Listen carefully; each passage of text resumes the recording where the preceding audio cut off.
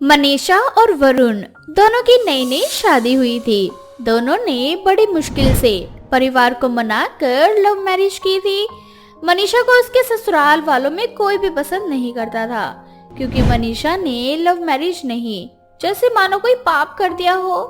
ऐसे ही एक दिन मनीषा की सास रितु और नंद टीना कहती है, अरे ओ महारानी, जा जरा गाजर का हलवा और मूंग का हलवा और पूरी चटपटी सी आलू की सब्जी बना दे।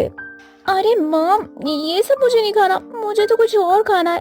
मेरे लिए white sauce pasta, chicken tandoori और मोमोज बना दो। माँ जी, आपको अभी खाना है क्या? वो दरअसल घर का बहुत सारा काम पड़ा हुआ है, तो मैं घर का काम करके बनाऊं आपके लिए? ओ महारानी, हमें इससे फर्क नहीं पड़ता कि घर का काम फैला है या क्या है। पहले हमारे लिए खाना बना, क्योंकि हमें बहुत जोरों से भूख लगी है। और हाँ, इस बार खाने में कोई शिकायत नहीं मिलनी चाहिए। घर का काम तुझे खाना बनाने के बाद ही करना होगा। अरे जाओ ना भाभी, खाना बनाओ, भूख लग रही है बहुत ज्यादा। बेचारी मनीषा बिना कुछ कहे किचन में जाकर उनकी पसंद का खाना बनाने लगती है।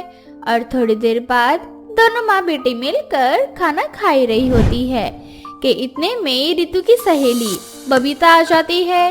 तभी रितु बबीता से कहती है, अरे बबीता, कैसे आना हुआ? सब ठीक ठाक तो है ना तेरे घर में? मेरे घर में तो सब कुछ अच्छा है। तेरी बहू तो ठीक है ना? सुना है लव मैरिज वाली बहू किसी की सुनती ही नहीं है। अरे बहन, क्या ही बात करे, यही घर में झाड़ू पोछा लगाने में सुबह से शाम हो जाती है। बोल बोल कर तो इससे खाना बनवाना पड़ता है, वरना महारानी हमें खाना खाने के लिए तक नहीं पूछती।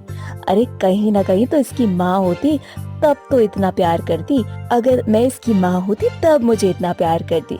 मैं कितनी भी माँ बनने की कोशिश कर लूं, सास तो सास ही रहती है ना। बात तो तुम्हारी बिल्कुल सही है। ये आजकल के बच्चे माँ बाप के खिलाफ जाकर लव मैरिज करके ले आते हैं और जिंदगी खराब होती है। इन बच्चों का क्या है, इनको अपने आगे तो कुछ दिखाई नहीं देता। वैसे खाने की खुशबू तो बड़ी अच्छी आ रही है। अरे अगर तुझे कुछ खाना है तो बता, बनवा देती हूँ अभी। खाना तो बहुत कुछ है, लेकिन तेरी बहू बना पाएगी या नहीं ये सोच रही हूँ। अरे तुझे क्या ही बताऊं, सास हूँ मैं और मेरी ना चलती है मेरे घर में। तू एक बार अपनी फरमाइश तो बता कि तुझे क्या खाना है। 2 मिनट में महारानी बना कर ले आएगी। एक काम कर देना, बेसन के लड्डू, छोले भटूरे और डोसा खाने का मन कर रहा है। अरे बस इतनी सी बात, रुक जा, अभी बनवाती हूँ। बेचारी मनीषा अभी थोड़ी देर पहले किचन से बाहर निकली थी और अब उसे फिर से एक नया पकवान बनाने की फरमाइश मिल जाती है। बेचारी बहुत थक चुकी थी, लेकिन अपने ससुराल वालों को नाराज कैसे करती। बिना कुछ कहे वो फिर से किचन में जाती है और खाना बनाना शुरू करती है। थोड़ी देर बाद मनीषा बबीता को खाना देती है। तभी रितु और टीना दोनों अजीब सा मुंह बनाती है। भगवान ने इसे कोई तौर तरीका नहीं सिखाया। अरे खाने में तो बिल्कुल स्वाद नहीं आ रहा। सारा का सारा राशन बर्बाद कर दिया इसने। सोचा था कि अरेंज मैरिज करवा कर अपनी बेटे के लिए एक सर्वगुण संपन्न बहू लेकर आऊंगी, लेकिन मुझे क्या पता था। सोचा था ताजमहल और किस्मत में लिखा था पुराना किला। वही तो माँ, इनको अभी तक खाना बनाना नहीं आता। अरे क्या ही सीखा इन्होंने अपने मायके में। मेरी फ्रेंड की भाभी है, जिनसे अपना जो दिल करे ना वो बनवा लो, हर काम में एक्सपर्ट है। और एक ये है, इनको घर का कोई काम नहीं आता, ना खाना बनाना आता है और ना ही कुछ झाड़ू पोछा करने में तो इनको सुबह से शाम हो जाती है।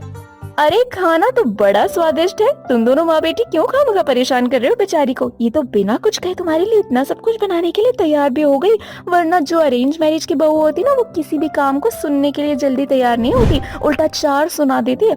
जिस दिन मनीषा घर से चली जाएगी ना, उस दिन तुम्हें उसकी कदर महसूस होगी। अब ऐसे ही समय बीतता जाता है। रितु और टीना दोनों की हरकतों में कोई सुधार नहीं होता। मनीषा के इतना करने के बाद भी वो दोनों आए दिन उसके हर काम में कोई न कोई जानबूझकर कमी निकालती रहती। बेचारी मनीषा उनकी किसी भी बात का कोई जवाब नहीं देती। ऐसे ही एक दिन मनीषा अपनी माँ से फोन पे बात कर रही होती है। अरे वाह महारानी, यह फोन पर अपनी माँ से बात कर रही। घर का काम क्या तेरी माँ करेगी आकर? माँ जी, मैंने घर का सारा काम कर लिया है और आपको जो कुछ भी खाना था वो सब कुछ मैंने बना दिया है। लेकिन कम से कम आप मेरी माँ के बारे में ऐसे उल्टे शब्द का इस्तेमाल तो ना करें। आपको जो कहना है आप मुझे कह लो, लेकिन अगर मेरे पेरेंट्स के बारे में आप कुछ कहोगे तो मुझे अच्छा नहीं लगेगा। अच्छा, रहती मेरे घर में है, खाती मेरे घर में और साइड ले रही है अपने माँ बाप का। माँ जी, वो मेरे माँ पापा हैं और माँ बाप अपने बच्चों के लिए कितना ही कुछ क्यों ना कर लें, फिर भी कमी लगी रहती है। हाँ तो इस घर में रहना है तो अपने माँ बाप से कोई बात नहीं करनी पड़ेगी फोन पर। माँ जी, आप ये कैसी बातें कर रही हैं? मेरी जगह अगर आपकी टीना होती और उसकी सास उसके साथ ऐसा व्यवहार करती तो आपको कैसा लगता? मैं बहुत कोशिश करती हूँ कि मैं आप लोगों का दिल जीत पाऊँ। मेरी बेटी की बराबरी करने की औकात नहीं है तेरी। ठीक है माँ जी, अब मैं जा रही हूँ यहाँ से। मुझे नहीं लगता कि यहाँ किसी को मेरी जरूरत है। बस मेरे जाने के बाद मेरे पति का ख्याल रखना। इतना बोलकर मनीषा अपना सामान पैक करके अपने मायके चली जाती है। अब ऐसे ही कुछ दिन बीत जाते हैं। अब मनीषा की गैर मौजूदगी में रितु और टीना दोनों को उसकी कमी महसूस होती है। और जब ये बात वरुण को पता चलती है तो वरुण भी मनीषा के पास चला जाता है। रितु और टीना दोनों को मनीषा के हाथ का बना हुआ पकवान और उसका प्यार सब कुछ याद आता है और उन्हें खुद की गलती महसूस भी होती है। रितु सब कुछ भुलाकर अपनी बहू को लेने के लिए उसके मायके जाती है और वहां जाकर उससे माफी मांगती है। बहू अब घर चल, मुझसे बड़ी भूल हो गई। मैंने हमेशा तेरे साथ बड़ा बुरा व्यवहार किया, लेकिन अब मुझे अपनी गलती का एहसास हो गया है। सब कुछ भूलकर घर चल बहू। माँ जी, आपको अपनी गलती का एहसास हो गया, यही बहुत है मेरे लिए। मैं चाहती हूँ कि मेरी घर गृहस्थी हंसी खुशी शांति के साथ चले। लड़ाई झगड़ा मनमुटाव करके परिवार में नहीं रहना चाहती मैं। हाँ बहू, मैं जानती हूँ तेरे हाथ का खाना, तेरे हाथ का सब कुछ याद आ रहा है हमें। जब से तू हमारे घर में शादी करके आई है ना, तब से हमने बाहर का खाना बंद कर दिया है। आखिर जिसकी बहू इतना ज्यादा सर्वगुण संपन्न होगी, उसकी सास तो घूम फिर के बहू के पास आएगी ही ना। तो बस मैं भी आ गई अपनी बहू को लेने, चल। थोड़ी देर बाद रितु और मनीषा घर वापस आ जाती हैं। ऐसे ही कुछ दिन फिर से रितु और टीना मनीषा से खूब सारा मनपसंद पकवान बनाती और हंसी खुशी उसके साथ मिलकर उस पकवान को खा खा कर एंजॉय करती और अपने जीवन में हंसी खुशी आगे बढ़ती। गरीब गौरी अपनी विधवा माँ के साथ अपने छोटे से घर में रहा करती थी, पर गौरी की किस्मत बहुत अच्छी थी क्योंकि इतनी गरीब होने के बाद भी उसकी शादी एक बड़े घर में जो होने वाली थी। गौरी भले ही गरीब थी, पर फिर भी उसकी माँ ने उसे बड़े ही नाजों से पाला था। ऐसे ही एक दिन गौरी की माँ खाना बना रही होती है, तभी गौरी के घर में उसकी पड़ोसन आती है और गौरी की माँ को खाना बनाता देखकर गौरी की माँ से बोलती है, क्या बहन, अभी भी तुम खाना बना रही हो? कुछ दिनों बाद तुम्हारी बेटी की शादी हो जाएगी। क्या शादी के बाद भी तुम उसके ससुराल में जाकर काम करोगी? अरे अब तो सिखा दो अपनी बेटी को घर के काम काज करना। सुन रही है ना कामचोर, क्या कह रही है आंटी? अब तो विश्वास हो गया ना तुझे कि चाहे लड़की की कितने ही बड़े घर में शादी क्यों ना हो जाए, पर उसे अपने ससुराल की देखभाल खुद ही करनी पड़ती है। हाँ माँ, सुन लिया। अगर सुन लिया है तो अब से घर के काम तू ही करेगी, जब तक तू घर के काम सीख नहीं जाती। ये बिल्कुल सही फैसला किया है तुमने बहन। अच्छा चलो मार्केट चलते हैं, तुम भी गौरी की शादी की तैयारियां कर लेना और मैं भी कुछ सामान ले लूंगी। अब गौरी अपनी माँ और अपने पड़ोस की आंटी के साथ मार्केट जाती है, जहाँ गौरी की माँ गौरी के लिए कुछ साड़ियाँ लेती है। तभी गौरी की नजर कुछ रेडीमेड साड़ी के ऊपर पड़ती है और गौरी अपनी माँ से कहती है, माँ, मुझे ये साड़ी बांधने तो आती नहीं है, तुम साड़ी क्यों ले रही हो? एक काम करो, हम ना रेडीमेड साड़ी ले लेते हैं। गौरी बेटा, वो सारी साड़ियाँ बहुत महंगी हैं और वैसे भी तुझे साड़ी बांधनी आनी चाहिए। आखिर कब तक तू रेडीमेड साड़ी पहनेगी ससुराल में? अरे गौरी बेटा, साड़ी बांधना कोई मुश्किल काम नहीं है। घर चल, तेरी माँ और मैं तुझे अच्छे से साड़ी बांधना सिखा देंगे। अब गौरी अपनी माँ और आंटी के साथ अपनी शादी की शॉपिंग करके घर जाती है और घर जाते ही साड़ी पहनने की कोशिश करती है, पर वो साड़ी बंध ही नहीं पाती। अब गौरी की माँ और उसकी पड़ोसन भी गौरी को साड़ी बांधना सिखाते हैं, पर गौरी है जिसके दिमाग में भूसा भरा होता है, क्योंकि इतना सिखाने के बाद भी गौरी साड़ी बांधना नहीं सीख पाती। माँ, मुझसे नहीं होगा ये साड़ी वाड़ी बांधना। मैंने तुमसे पहले ही कहा था कि रेडीमेड साड़ी ले लेते हैं। बड़ा मुश्किल है ये साड़ी वाड़ी पहनना। चुप कर, इतनी भी मुश्किल नहीं है साड़ी बांधनी जितनी तूने इसे बना रखी है। सारा ध्यान तो तेरा कहीं और है, ये नहीं कि थोड़ा ध्यान साड़ी पहनने पे लगाऊं। अच्छा ठीक है माँ, आप ना मुझे बाद में सिखा देना ये साड़ी पहनना। अभी मैं बहुत थक गई हूँ, बहुत भूख भी लग रही है मुझे। लो, ये तो अभी से थक गई, तुम इसे खाने को दो, मैं घर जाती हूँ। इस तरह से बहाने करके गौरी साड़ी बांधनी नहीं सीखती और देखते ही देखते शादी का दिन पास आ जाता है और अब गौरी को घबराहट होने लगती है। इसलिए गौरी अपनी दोस्त रीना को फोन करती है और उससे कहती है, अरे यार रीना, तुझे भी तो साड़ी बांधना नहीं आता था, फिर तूने ये साड़ी बांधना कैसे सीखा? क्या ससुराल में किसी ने तुझे सिखाया है? देख गौरी, ससुराल ससुराल होता है, कितना ही अच्छा क्यों ना हो। और वैसे भी तुझे जो सीखना हो मायके से सीख कर जाना, ससुराल में कोई नहीं सिखाता, उल्टा तेरी कमी का मजाक बनाएंगे सब। अगर ऐसी बात है तो मैं क्या करूँ, मुझे बताना। मुझे भी साड़ी बांधना नहीं आता, इसका कोई हल है क्या? तेरी समस्या का हल अब सिर्फ गांव की जादूगरनी कर सकती है, जो गांव के जंगल में रहती है। तो कल ही उसके पास जाना और उसे अपनी प्रॉब्लम बताना, वो तेरी प्रॉब्लम का हल जरूर निकाल देंगी। रीना की बात सुनकर अब अगले ही दिन गौरी उसी जगह पर जाती है जहां रीना ने उसे जाने को कहा था। अब जादूगरनी के पास जाते ही गौरी अपनी सारी समस्या उस जादूगरनी को बताती है। इसके बाद जादूगरनी हंसती हुई गौरी से कहती है, तुम्हें फिक्र करने की कोई जरूरत नहीं है, मैं ऐसे ही जादूगरनी नहीं बनी हूँ। मैं अपने घर में आए लोगों की समस्या तुरंत जान जाती हूँ, इसलिए तुम ये जादुई साड़ी अपने पास रख लो। ये तुम्हारी सारी समस्याओं का हल चुटकियों में कर देगी। भला ये साड़ी मेरी समस्या कैसे हल करेगा?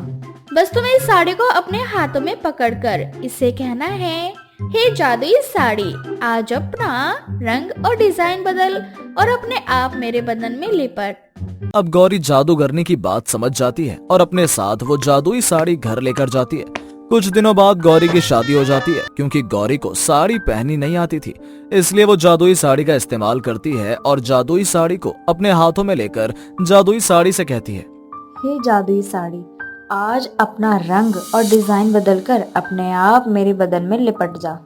गौरी के इतने कहते ही जादुई साड़ी अपना रंग और डिजाइन बदल देती है और अपने आप गौरी के शरीर में लिपट जाती है। जादुई साड़ी का ये कमाल देखकर गौरी के तो होश उड़ जाते हैं और वो खुद से कहती है, अरे ये जादुई साड़ी का कमाल तो कितना अच्छा है। इतनी अच्छी तरीके से साड़ी पहनना तो माँ को भी नहीं आता। आज तो मजा आ गया, मेरी सारी प्रॉब्लम एकदम से गायब हो गई। अब गौरी खुश होकर बाहर जाती है और सारे रीति रिवाज करती है। कुछ देर बाद गौरी की सास उसे अपना सामान रिश्तेदारों को दिखाने के लिए कहती है, बहू, हमारे घर में रिवाज है, बहू अपने मायके से सभी रिश्तेदारों के लिए साड़ियाँ लेकर आती है और अपना सारा सामान रिश्तेदारों को दिखाती है। ठीक है माँ जी, मैं अभी अपना सामान लेकर आती हूँ। अपनी सास के कहने पर अब गौरी अपनी अटैची लेकर बाहर जाती है और सभी को उनकी साड़ियाँ दे देती है। पर गौरी की नंद को तो अपनी भाभी की वही साड़ी पसंद आती है जो गौरी ने पहनी होती है। भाभी, आपकी माँ ने तो मेरे लिए एक भी ढंग की साड़ी नहीं भेजी, सारी साड़ी तो उन्होंने आपको ही दे दी है। आपने जो साड़ी पहनी वो मुझे बड़ी अच्छी लग रही। आप अपनी महंगी वाली साड़ी ना मुझे दे दो। ये साड़ी? पर ये साड़ी तो खानदानी है ना, और मैं आपको कैसे दे दूं? हे भगवान, अगर ये जादुई साड़ी मेरी नंद के पास चली गई तो इसे इस जादुई साड़ी का राज पता चल जाएगा। नहीं नहीं गौरी, तुझे कुछ तो करना पड़ेगा, इस जादुई साड़ी को बचाना ही होगा तुझे। अगर आपकी साड़ी खानदानी है तो अपनी माँ से कहो कि मेरे लिए महंगी साड़ी भेजें, मैं इस तरह की सस्ती साड़ियाँ नहीं पहनती। और अगर आपकी माँ मुझे महंगी साड़ी नहीं दे सकती तो मुझको आपको यही अपनी वाली साड़ी देनी होगी। रूपा बेटा, ये क्या बदतमीजी है? माना कि बहू गरीब है, पर इसका मतलब ये नहीं कि तुम उसकी गरीबी का मजाक बनाओगी। और कोई भी लड़की अपनी खानदानी चीज किसी को दे ही नहीं सकती, ये एक परंपरा है और परंपरा को परंपरा के हिसाब से चलाना होता है। तो इसीलिए तुम्हें कितनी महंगी साड़ी चाहिए मैं तुम्हें लाकर दे दूंगी। तुम परेशान मत हो और जाकर अपने कमरे में काम करो। भगवान का लाख लाख शुक्र है, जाने अनजाने में ही सही, लेकिन आज माँ जी ने मेरी बहुत बड़ी मदद की है। माँ बिल्कुल सही कहती थी, साड़ी बांधना आना बहुत जरूरी है, क्योंकि जादू के सहारे हम कब तक रह सकते हैं। इस तरह से गौरी का राज और उसकी जादुई साड़ी बच जाती है, जिसके बाद गौरी उस जादुई साड़ी को संभाल कर अपनी पेटी में रख लेती है और जब पग फेरे की रस्म के लिए मायके जाती है तो एक बार फिर अच्छे से साड़ी बांधना सीखती है। एक रात रोहन अपनी साली प्रिया के कमरे में जाता है, जहाँ दोनों जीजा साली मिलकर खूब सारी बातें करते हैं। सच बताऊं प्रिया, मेरी शादी ना तुमसे होनी चाहिए थी, लेकिन पता नहीं क्यों मेरी किस्मत इतनी खराब है, अक्सर बुरी चीजें ही मुझे मिलती हैं। अब तुम जरा अपनी बहन निधि को ही देख लो। अरे जीजू, जब दीदी की शादी आपसे नहीं हुई थी ना, तब भी सब यही बोलते थे कि मैं दीदी से बहुत ज्यादा सुंदर, इंटेलिजेंट हूँ। और आपको तो पता है ना कि दीदी कैसी है। हाँ, बस इसी बात का गम है कि तुम मुझे मिली नहीं। किस्मत में वही बेकार और बुरी चीज लिखी थी। अरे जीजू, टेंशन क्यों लेते हो? अभी भी मैं आपके ही पास हूँ। और हाँ, मौका भी है, दस्तूर भी है। हाँ, समझ रहा हूँ कि तुम क्या कहना चाहती हो। वैसे मैं तुमको बहुत पसंद करता हूँ, तुमसे बहुत प्यार करने लगा हूँ। प्यार तो मैं भी आपसे बहुत करती हूँ जीजू, लेकिन मुझे डर लगता है दीदी से। अगर उन्हें पता चल गया तो? अरे टेंशन मत लो, ऐसा कुछ नहीं होगा। रोहन प्रिया के करीब आने लगता है। तभी प्रिया रोहन से कहती है, अरे नहीं जीजू, दीदी को पता लग जाएगा। कहा ना कुछ पता नहीं लगेगा। और हाँ, मेरा साथ दो, टेंशन बिल्कुल मत लो। तभी निधि की आँख खुल जाती है और वो देखती है कि रोहन उसके बगल में ही सो रहा है। निधि को बिल्कुल भी नींद नहीं आती। ये सपना देखने के बाद उसे बार बार अपने पति पर शक होने लगता है। दरअसल प्रिया और रोहन एक ही कंपनी में जॉब करते थे। ऐसे ही एक सुबह निधि रोहन का लंच बना रही थी। तभी रोहन निधि से कहता है, अरे निधि, एक काम कर देना, आलू के पराठे बना देना। आज वो तुम्हारी बहन ने ऑफिस में मुझसे आलू के पराठे मंगाए हैं। उसने कहा था कि बहुत दिन हो गए दीदी के हाथ के बने हुए आलू के पराठे खाए। उसको बोल दो कि खुद आलू के पराठे बनाना सीख ले। मैं उसकी नौकर नहीं हूँ।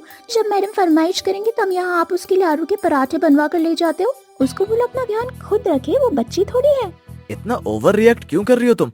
तुम्हारी खुद की बहन है और वो जॉब करती है। उसके पास इतना टाइम नहीं है कि वो खुद के लिए आलू के पराठे बना पाए, और तुम्हें अपनी बहन को सपोर्ट करने के बजाय ऐसी बातें कर रही हो।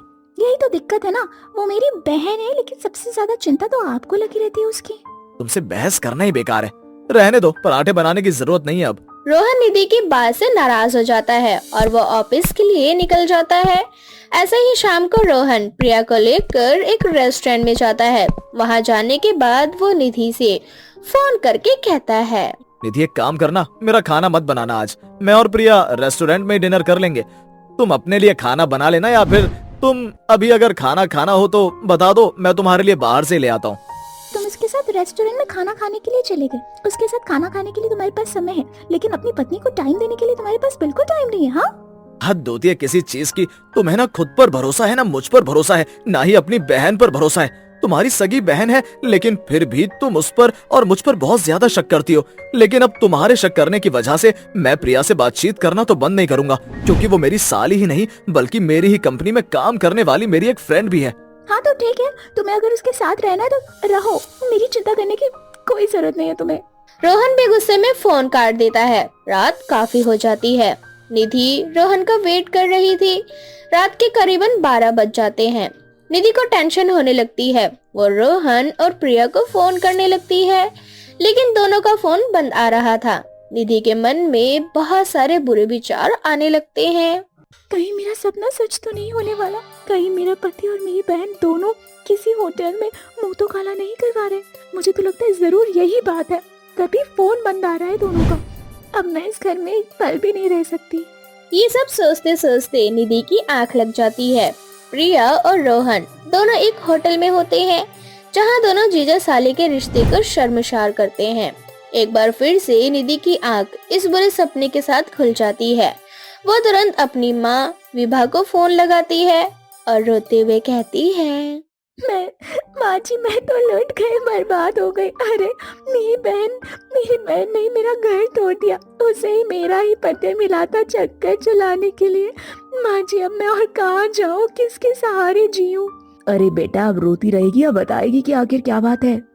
माँ, प्रिया और रोहन का चक्कर चल रहा है। दोनों जीजा साली होने के बाद भी इस रिश्ते को शर्मसार कर रहे हैं। रोहन भी शादीशुदा होने के बाद भी मेरी बहन के साथ रंगरलियां मना रहे हैं। रात के 3 बज चुके हैं, लेकिन उन दोनों का कोई अता पता नहीं। दोनों का फोन भी स्विच ऑफ आ रहा है। माँ, तुझे कैसे पता कि तेरी बहन और तेरे पति का चक्कर चल रहा है? माँ, मुझे ना उन दोनों पर पूरा शक है, और जिस कारण मुझे ऐसे बुरे ख्याल भी आते हैं। अभी ना मैंने बहुत ही गंदा सपना देखा और मेरी आँख खुल गई। मेरा जी बहुत घबरा रहा है। माँ, तुझे अपने पति के साथ साथ अपनी बहन पर भी भरोसा नहीं है? अरे रात के 3 बज रहे हैं, उन दोनों का फोन स्विच ऑफ आ रहा है, तो इसका मतलब ये भी तो हो सकता है कि दोनों किसी प्रॉब्लम में हो। बेटा, शक का तो कोई इलाज होता नहीं है। जब ये बात रोहन और प्रिया को पता चलेगी तो उन दोनों को बड़ा बुरा लगेगा। माँ समझने की कोशिश क्यों नहीं करती?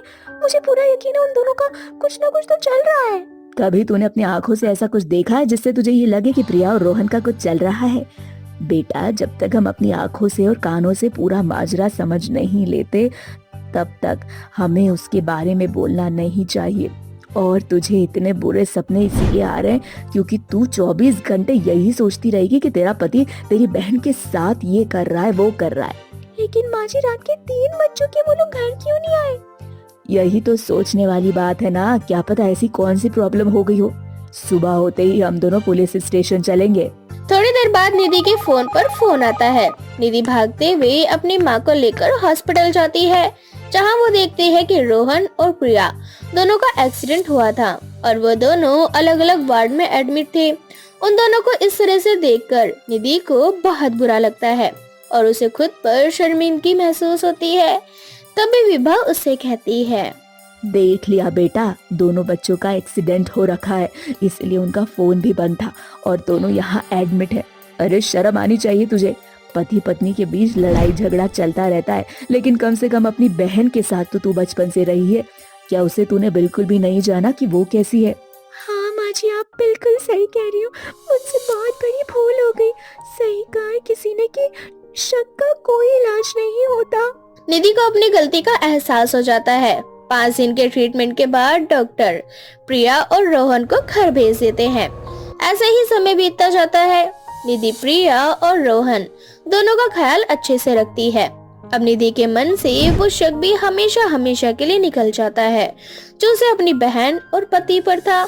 इस तरह से निधि अपने जीवन में हंसी खुशी आगे बढ़ती है। एक रात रोहन अपनी साली प्रिया के कमरे में जाता है, जहाँ दोनों जीजा साली मिलकर खूब सारी बातें करते हैं। सच बताऊं प्रिया, मेरी शादी ना तुमसे होनी चाहिए थी, लेकिन पता नहीं क्यों मेरी किस्मत इतनी खराब है। अक्सर बुरी चीजें ही मुझे मिलती हैं। अब तुम जरा अपनी बहन निधि को ही देख लो। अरे जीजू, जब दीदी की शादी आपसे नहीं हुई थी ना, तब भी सब यही बोलते थे कि मैं दीदी से बहुत ज्यादा सुंदर, इंटेलिजेंट हूँ। और आपको तो पता है ना कि दीदी कैसी है। हाँ, बस इसी बात का गम है कि तुम मुझे मिली नहीं। किस्मत में वही बेकार और बुरी चीज लिखी थी। अरे जीजू, टेंशन क्यों लेते हो? अभी भी मैं आपके ही पास हूँ। और हाँ, मौका भी है, दस्तूर भी है। हाँ, समझ रहा हूँ कि तुम क्या कहना चाहती हो। वैसे मैं तुमको बहुत पसंद करता हूँ, तुमसे बहुत प्यार करने लगा हूँ। प्यार तो मैं भी आपसे बहुत करती हूँ जीजू, लेकिन मुझे डर लगता है दीदी से। अगर उन्हें पता चल गया तो? अरे टेंशन मत लो, ऐसा कुछ नहीं होगा।